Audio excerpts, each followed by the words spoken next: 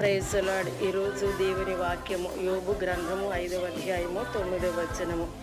ఆయన పరిశోధింపజాలని మహాకార్యములను లెక్కలేనన్ని అద్భుత క్రియలను చేయువాడు. ప్రార్థన.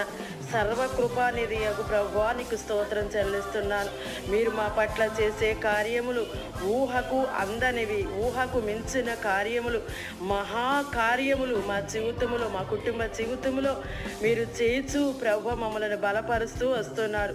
సత్యమును వెంబడిస్తూ దైవశక్తిని ఆశ్రయించి నీ కృపకు మమ్మల్ని పాత్రులుగా చేస్తూ ఉన్నారు. నీతిమంతులుగా జీవించటానికి మీ మాట ద్వారా మమ్మను ఆదరిస్తూ ఉన్నారు.